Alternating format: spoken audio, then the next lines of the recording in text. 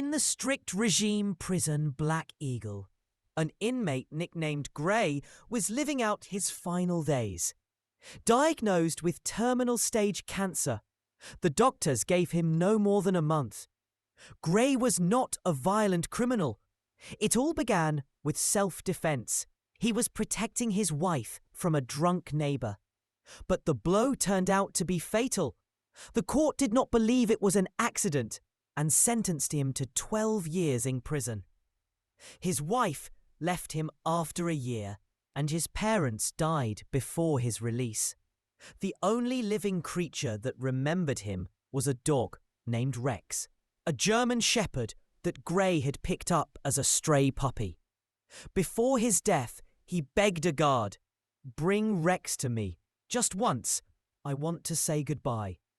The prison warden, a stern man with 20 years of experience, unexpectedly took pity. He knew Gray had behaved quietly, helped in the prison library, and even saved a guard during a riot. Permission was granted. On the day of the meeting, volunteers brought Rex.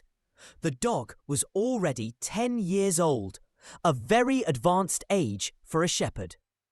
When the cell door opened, everyone froze. But instead of a joyful reunion, something strange happened. Rex, usually friendly and obedient, bristled, growled, and did not recognize his owner. Gray cautiously reached out, but the dog recoiled as if from a stranger.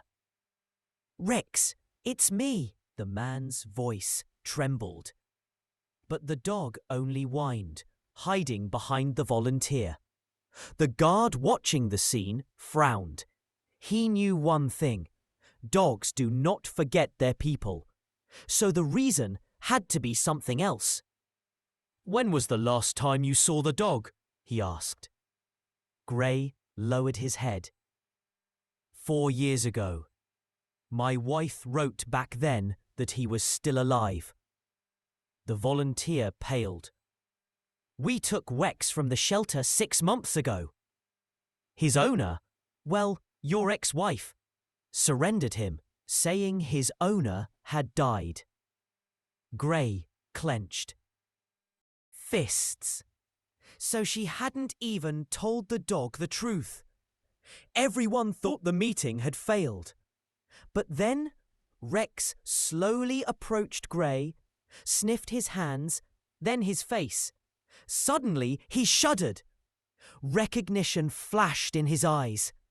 The dog whined desperately, pressing his muzzle against the man's chest, as if trying to say, "Forgive me. I didn't understand at first. You've changed so much." Gray hugged him, tears streaming down his face. "He remembered," the guard whispered.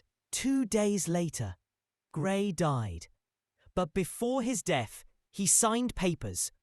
Rex was transferred to a canine therapy program to work with inmates. Now the dog visits the very prison where he spent his last moments with his owner. He helps other people behind bars retain their humanity.